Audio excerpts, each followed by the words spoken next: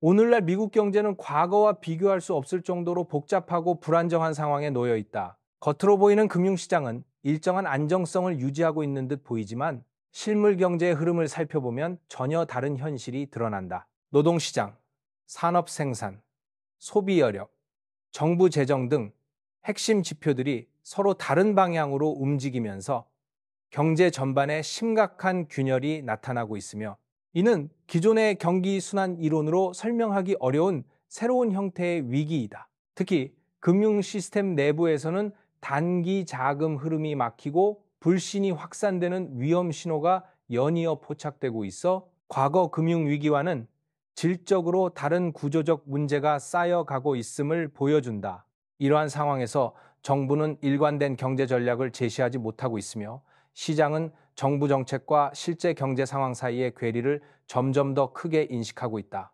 따라서 지금의 미국 경제는 단순한 경기 둔화나 일시적 충격을 넘어 새로운 형태의 위기 국면으로 진입하고 있다는 평가가 나오고 있다. 본 글에서는 이러한 복합적 문제들이 어떻게 상호 연관되어 현재의 불안정성을 만들어내고 있는지 체계적으로 분석하고자 한다. 이 노동시장의 심각한 약화. 현재 미국의 노동시장은 표면적인 지표와 달리 심각한 구조적 약화를 겪고 있다. 특히 휴가철 임시 고용 규모가 금융위기 기간이었던 2009년 수준으로 떨어졌다는 사실은 노동 수요가 경제 주기적 요인이 아니라 구조적 문제로 인해 급격히 줄어들고 있음을 명확히 보여준다. 이는 단순히 일부 산업의 부진 때문이 아니라 전체 경제의 수요 기반이 흔들리고 있다는 경고 신호다. 대형 기술기업, 물류기업, 유통기업 등 경제 전반에 걸친 여러 기업들이 연이어 대규모 감원을 단행하고 있는 점 역시 심각하다. 이들 기업은 과거 경기 둔화기에도 비교적 안정적인 고용을 유지해온 곳들이지만, 최근에는 비용 절감을 위해 인력 구조 조정을 공격적으로 진행하고 있다. 이는 기업들이 장기적 성장을 위한 투자보다는 단기적인 재무 안정에 집중하고 있음을 의미하며, 그만큼 경제의 성장 기대가 낮아졌음을 반영한다. 또한 인구 구조 변화도 노동시장을 압박하고 있다. 베이비붐 세대가 매일 대규모로 노동시장에서 이탈하고 있음에도 불구하고 그 빈자리를 채우기 위한 신규 고용이 충분히 이루어지지 않고 있다. 이로 인해 노동 공급이 줄어들고 있음에도 임금 상승 압력이 거의 나타나지 않는다. 일반적으로 노동 공급이 감소하면 기업은 인력 확보를 위해 임금을 올리려 하지만, 현재는 오히려 임금 상승률이 정체하거나 하락하고 있다. 이는 노동 수요 자체가 급격히 줄어들었기 때문에 나타나는 현상으로, 기업들이 인력 확충에 나설 만큼의 성장 전망을 갖고 있지 않음을 의미한다. 또한 실업률이 안정적으로 보이는 것도 착시 효과에 가깝다. 노동시장을 떠난 사람들은 실업자로 분류되지 않기 때문에 실업률이 낮게 나타나지만, 이는 실제 고용 상황을 반영한 지표가 아니다. 노동 의욕을 잃고 구직 활동을 포기한 사람들이 증가하면서 노동 참여율이 떨어졌고, 이로 인해 실업률이 낮아 보이는 것일 뿐이다. 이는 경제적 압박이 누적되면서 노동자들이 안정적인 일자리를 찾지 못하고 시장 밖으로 밀려나고 있음을 의미한다. 더 큰 문제는 임금 상승 정체가 소비 여력의 약화로 이어지고, 이는 다시 기업의 매출 감소와 추가 고용 축소로 반복되는 악순환을 만든다는 점이다. 노동시장의 약화는 단순한 고용 문제에 그치지 않고 경제 전체의 수요 기반을 흔들며 침체를 가속화하는 중요한 요인이 된다. 나아가 노동시장의 불안정은 금융시장에도 영향을 미쳐 가계 부채 부담을 증가시키고 소비자 신용 위험을 높여 금융 시스템의 취약성을 더욱 키운다. 결국 현재 노동시장 상황은 단순한 경기 조정이 아니라 구조적 침체의 전조라 할 수 있다. 노동 공급 감소, 고용 축소, 임금 정체, 노동 참여율 하락이 서로 복합적으로 작용하면서 경제의 토대가 약화되고 있으며, 이러한 흐름이 지속된다면 미국 경제는 장기간의 수요 부진과 성장 동력 상실이라는 심각한 도전에 직면할 가능성이 크다. 3. 물가 상승과 소비자 구매력의 약화. 현재 미국의 물가 상승률은 중앙은행의 목표 수준을 꾸준히 웃돌고 있으며, 이는 소비자와 기업 모두에게 부담으로 작용하고 있다. 표면적으로는 물가 상승 속도가 둔화되는 것처럼 보이지만, 실제로는 소비자의 구매력이 크게 약화되면서 가격을 더 올릴 수 없는 상황일 뿐이다. 즉, 물가 상승률이 안정되어 보이는 것은 경제가 회복되고 있다는 신호가 아니라 소비 여력이 소진되었다는 반증에 가깝다. 특히 관세 정책으로 인해 원자재와 중간재의 비용은 크게 증가했음에도 불구하고 이러한 부담이 최종 상품 가격에 충분히 반영되지 못하고 있다. 기업은 생산 비용이 상승해도 소비자에게 가격을 전가할 수 없는데 이는 소비자가 더 높은 가격을 감당할 능력이 없기 때문이다. 결과적으로 기업들은 수익성을 유지하기 위해 비용을 스스로 떠안아야 하고 이는 다시 투자 축소와 고용 감소로 이어진다. 이처럼 생산 비용과 판매 가격의 괴리는 경제 전반에 압력을 가하는 중요한 요인이다. 기업이 가격을 올리지 못하면 영업이익이 줄어들고 이는 기업 활동의 위축으로 연결된다. 새로운 투자를 미루거나 비용 절감 차원에서 인력 조정을 단행하는 사례가 증가하고 있는 것 역시 이러한 구조적 압박의 결과다. 또한 소비자 구매력의 약화는 경제 전체의 자금 순환 속도를 늦추는 근본적 문제로 이어진다. 소비가 줄어들면 기업의 매출이 감소하고 이는 다시 생산량 축소와 인력 감축으로 연결되며 더 나아가 금융기관의 대출 위험 증가로까지 확산된다. 이러한 악순환이 지속될 경우 소비 부진은 단순한 일시적 현상이 아니라 장기적 경기 침체의 핵심 원인이 될 수 있다. 게다가 일반 가게는 식료품, 주거비, 의료비 등 필수 지출 항목에서 높은 부담을 받고 있어 여가 소비나 내구재 소비를 줄일 수밖에 없는 상황이다. 이는 경제 전반의 수요 기반을 약화시키고 여러 산업에서 매출 부진을 심화시키는 요인이 된다. 특히 중산층과 저소득층의 부담은 더욱 크며 이는 사회적 불평등의 확대와 사회 안정성 저하로 이어질 가능성이 높다. 결국 현재의 물가 상황은 단순한 수치상의 문제가 아니라 경제의 기초 체력이 약화되었음을 드러내는 구조적 징후다. 물가 상승과 구매력 하락이 동시에 나타난 이러한 이중 압박은 경제가 정상적인 회복 경로에 있지 않다는 사실을 더욱 분명하게 보여주고 있다. 4. 운송 및 산업 부문의 심각한 위축. 미국 경제의 실물 기반을 구성하는 운송과 산업 부문은 현재 매우 심각한 수준의 위축을 겪고 있다. 가장 두드러진 변화는 화물 운송량의 급감이다. 전국 물류의 중추 역할을 하는 화물 운송 지표는 전년 대비 큰 폭으로 하락했으며 특히 장거리 운송을 중심으로 감소폭이 더욱 두드러졌다. 이는 단순한 단기 수요 감소가 아니라 에너지, 자동차, 건설, 제조 등 주요 산업 전반에서 생산 활동이 동시에 둔화되고 있음을 보여주는 신호다. 여러 산업의 생산량이 30% 이상 감소한 것은 과거 금융위기 시기에나 나타날 수준의 심각한 수치다. 산업 부문의 위축은 단순히 기업의 판매 부진 때문만이 아니라 전체 경제의 수요 기반이 약해지면서 기업들이 생산량을 조정하고 있기 때문이다. 생산 활동이 줄어들면 기업은 원자재 조달을 줄이고 이는 다시 공급망 전반의 활동 감소로 이어진다. 이러한 연쇄적인 수축은 경제 모든 분야로 확대되며 장기적인 침체 가능성을 높인다. 특히 유가가 상승하지 않는 현상은 산업 부문의 위축을 더욱 명확하게 보여준다. 국제 갈등, 원유 공급 불안정, 주요 산유국에 대한 제재 등 일반적으로 원유 가격을 밀어올리는 요인들이 여러 개 겹쳐 있음에도 불구하고 유가가 일정 범위 이상 상승하지 못하고 있다.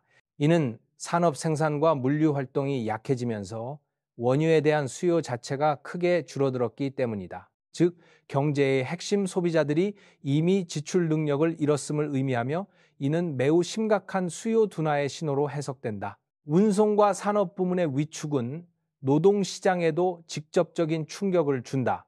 물류 기업은 운송량 감소에 따라 인력을 줄일 수밖에 없으며 제조업체는 생산량 축소로 인해 신규 채용을 중단하거나 기존 인력을 감축하게 된다. 이러한 흐름은 지역 경제에도 부담을 주어 중소기업의 연쇄적 어려움을 초래하고 지역 사회의 소비 수준을 낮추는 악순환을 유발한다. 또한 산업활동의 축소는 금융시장의 신용 구조에도 영향을 미친다. 생산량 감소와 매출 부진은 기업의 부채 상환 능력을 약화시키고 이는 금융기관의 위험 부담을 높여 대출 기준을 강화하게 만든다. 결국 산업 부문의 침체는 금융시장의 유동성 약화로 연결되어 경제 전체의 불안정성을 더욱 키운다.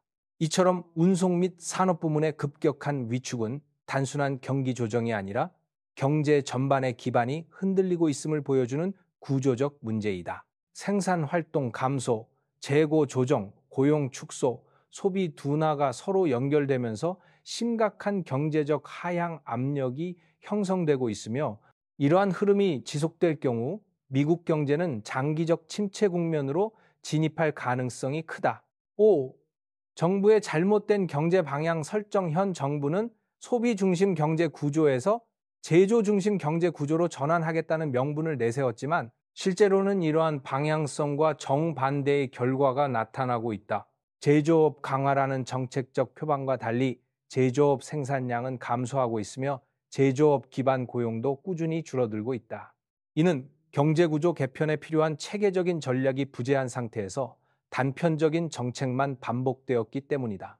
특히 정부는 부유층과 대기업의 세금을 대폭 감면하면서도 기존의 높은 지출 구조를 유지해 재정 적자를 더욱 확대시켰다. 세수는 줄어드는데 지출은 줄지 않으니 국가 재정의 건전성은 빠르게 악화되고 있으며 이는 장기적으로 금융시장과 국제 신뢰도에도 부정적 영향을 미친다. 단기적인 경기 부양이나 시장 만족을 위한 조치가 장기적 경제 안정성보다는 정치적 이해관계에 따라 결정되었다는 비판이 나오는 이유도 여기에 있다. 또한 제조업 부흥을 위해 도입된 무역 정책은 오히려 산업 경쟁력을 약화시키는 역효과를 낳았다. 관세 인상으로 인해 국내 생산 비용은 상승했고 해외 공급망은 불안정해졌으며 이는 기업들의 생산 의지를 꺾는 결과를 초래했다. 특히 필요한 원자재와 중간재 가격이 급등하면서 제조업체의 부담은 크게 늘었으나 소비자에게 가격을 전가할 수 없는 상황이 지속되면서 제조업 기반은 더욱 취약해졌다. 더불어 최근 경제 성장의 상당 부분은 제조업이 아닌 데이터 처리 설비와 인공지능 관련 인프라 투자에서 비롯되었다. 이러한 분야는 노동 투입이 비교적 적고 자동화 비중이 크기 때문에 고용 확대로 이어지지 않는다. 단기적으로는 경제 성장률을 높이는 효과가 있겠지만 장기적으로는 노동시장 위축과 소득 양극화를 심화시키는 요인이 될 가능성이 높다. 즉, 경제 성장은 특정 기업과 자본에 집중되는 반면 대다수 노동자와 일반 가게는 경제 성과에서 배제되고 있다. 이러한 정책적 방향 설정의 가장 큰 문제는 경제의 구조적 문제를 해결하기보다 겉으로 보이는 성장 수치를 부풀리거나 단기적 성과만을 강조한다는 점이다. 제조업 활성화를 주장하면서도 실제로는 제조업 기반이 강화되도록 하는 투자, 기술 개발, 노동력 재교육 등의 실질적 전략이 부족했다. 대신 관세 정책, 세금 감면, 단기 부양책에 의존하는 방식은 경제의 체질을 약화시키고 산업 경쟁력을 떨어뜨리는 결과를 초래했다. 결국 정부의 정책 방향은 장기적 경제 건전성을 확보하기보다 단기적 정치적 목표 달성에 집중되어 있었다고 평가할 수 있다. 그 결과 제조업 강화는 현실에서 실현되지 못했고 경제 전반의 불균형은 더욱 심화되었다. 이러한 흐름이 지속될 경우 경제의 기반은 더 취약해지고 노동시장과 산업 전반의 회복 가능성도 낮아지게 된다. 즉, 잘못된 경제 방향 설정은 현재의 경제 위기를 더욱 깊어지게 만드는 구조적 원인이 되고 있다. 6. 금융 시스템의 균열과 유동성 위기 조짐. 미국 금융 시스템 내부에서는 최근 여러 차례에 걸쳐 심각한 경고 신호가 나타나고 있다. 단기 자금 거래를 기반으로 하는 금융 구조는 하루 동안의 대규모 거래가 원활히 정산될 수 있어야 안정성을 유지한다. 그러나 최근 금융기관들이 서로에게 자금을 빌려주는 과정에서 불신이 확대되며 단기 금리가 비정상적으로 상승하고 있다. 이는 금융기관들이 상대 기관의 재무 건전성을 의심하고 위험을 회피하기 위해 더 높은 대가를 요구하고 있음을 의미한다. 특히 정부가 금융시장의 안전판으로 마련해둔 비상자금 창구가 사실상 고갈된 상태라는 점은 현재 상황의 심각성을 잘 보여준다. 이 자금은 금융기관이 단기 자금 부족에 직면했을 때 일시적으로 자금을 공급해 시장의 불안을 완화하는 역할을 하지만 최근 들어 이 창구에 의존하는 금융기관이 급증하면서 저장된 자금이 사실상 바닥났다. 이는 금융기관 스스로 충분한 자금 여력을 확보하지 못하고 있으며 시장 전체의 유동성 압박이 가중되고 있음을 의미한다. 더 큰 문제는 단기 자금 거래에서 형성되는 금리가 중앙은행이 정한 목표 범위를 꾸준히 넘어서는 현상이다. 이는 시장이 중앙은행의 정책을 더 이상 신뢰하지 않는다는 의미로 금융기관이 자금을 빌려줄 때 요구하는 금리가 정책 금리보다 높다는 것은 시장 내 불안 심리가 깊어지고 있다는 확실한 신호다. 금융기관이 상대 기관의 부실 가능성을 우려하며 거래를 꺼리는 상황에서는 단기 자금 흐름이 경직되기 쉽고 자금 경색은 빠르게 금융시장 전반으로 확산될 수 있다. 이러한 현상은 2019년에 이미 비슷하게 발생한 바 있다. 당시에도 단기 자금 시장에서 급격한 금리 상승이 발생하며 금융시장 전반에 혼란이 나타났고 결국 중앙은행이 대규모 자금 투입을 통해 급한 불을 꺼야 했다. 그러나 현재 상황은 그때보다 더 광범위하고 심층적인 불안을 보여준다. 금융기관 간 신뢰 약화, 구조적 부채 증가, 경기 둔화로 인해 시장의 기본 체력이 크게 약화되어 있기 때문이다. 금융기관의 불안 심리는 기업 대출에도 영향을 미친다. 대출 기준이 강화되면서 자금 조달이 어려워지고 특히 재무 안정성이 낮은 중소기업은 필요한 자금을 구하지 못해 투자를 축소하거나 사업을 줄여야 하는 상황에 놓여 있다. 이는 다시 고용 축소, 생산 감소, 소비 위축으로 이어져 실물 경제 악순환을 심화시킨다. 금융기관 입장에서도 기업의 부실 위험이 커지면 손실 가능성이 증가하기 때문에 추가 대출을 더 꺼리게 되고 이러한 흐름은 시장의 유동성 부족을 더욱 심각하게 만든다. 중앙은행이 시장을 안정시키기 위해 단기 자금을 공급하고 있지만 이는 근본적인 해결책이 되기 어렵다. 금융기관이 구조적으로 취약해져 있고 정부 재정 부담이 증가하는 상황에서는 자금 투입만으로 시장의 신뢰를 회복할 수 없다. 자금 공급이 반복될수록 시장은 정부의 개입 없이는 정상적인 기능을 수행할 수 없다는 인식을 갖게 되고 이는 오히려 금융 시스템의 독립성과 안정성에 대한 신뢰를 훼손한다. 결국 현재 금융 시스템에서 나타나는 균열은 단순히 일시적인 자금 부족이 아니라 경제 전반의 취약성이 축적된 결과다. 단기 자금 시장의 불안, 금융기관 간 신뢰 약화, 유동성 고갈, 정책 신뢰도 하락이 서로 맞물리며 금융 시스템의 안정성을 위협하고 있다. 이러한 현상이 지속될 경우 작은 충격에도 금융시장 전체가 급격히 흔들릴 가능성이 크며 이는 실물 경제와 금융시장이 동시에 흔들리는 복합 위기의 전조로 볼 수 있다. 7. 금리 통제력 상실과 국제 신뢰의 하락. 미국의 경제 불안은 금융시장 내부의 불안정성뿐만 아니라 국제사회가 바라보는 신뢰도 하락으로도 이어지고 있다. 중앙은행은 경기 둔화를 완화하기 위해 기준금리를 낮추고 있지만 정작 시장에서는 장기 국채금리가 반대로 상승하는 현상이 나타나고 있다. 이는 시장 참여자들이 정부의 재정 건전성과 채무 상환 능력에 의문을 품고 있으며 중앙은행의 정책 효과를 신뢰하지 않음을 의미한다. 즉, 정책 담당자의 의도와 시장의 반응이 전혀 다른 방향으로 움직이며 통제력이 약화되고 있는 것이다. 국채금리 상승은 정부의 자금 조달 비용을 증가시키고 이는 다시 재정 적자의 확대를 초래한다. 정부는 높은 금리를 피하기 위해 단기 국채 발행을 늘리는 방식을 택하고 있지만 이러한 방식은 단기적으로는 부담을 덜어주는 것처럼 보이지만 장기적으로는 부채 구조를 더욱 취약하게 만든다. 이는 마치 높은 이자율의 빚을 낮은 이자율의 빚으로 옮겨 잠시 부담을 줄이지만 전체 부채 규모가 줄지 않는 상황과 유사하다. 결국 이러한 방식은 불리한 부채 구조를 심화시키고 재정 위험을 더욱 높일 뿐이다. 은행과 금융기관의 대출 기준도 빠르게 강화되고 있다. 기업의 재무 건전성이 약화되고 경기 둔화가 지속되면서 금융기관은 대출 위험을 크게 인식하고 있다.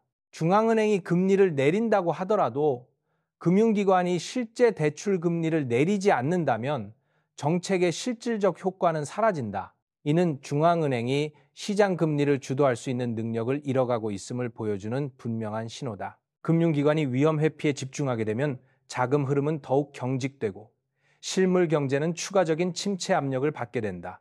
해외 투자자의 신뢰 하락 또한 매우 심각한 문제다. 국제 금융시장은 미국 정부의 재정 운용 능력과 장기적인 경제 성장 전망을 매우 중요하게 평가한다.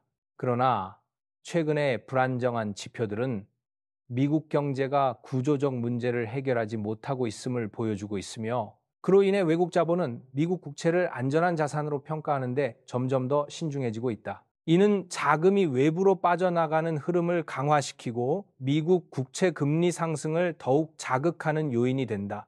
지속적인 신뢰 하락은 경제 전체에 파급 효과를 가져온다. 정부는 높은 금리 부담으로 인해 정책 여유를 잃고 기업들은 자금 조달 비용 증가로 투자와 고용을 줄인다. 가계는 대출 금리 상승과 물가 부담으로 소비를 줄이고 이는 다시 경기 둔화를 가속화하는 악순환을 만든다. 금리 통제력 상실은 단순한 금융 불안정이 아니라 경제 정책 전반의 효율성을 떨어뜨리는 심각한 문제다. 결국 금리와 국제 신뢰의 혼란은 미국 경제의 구조적 취약성을 더욱 가속화하고 있다.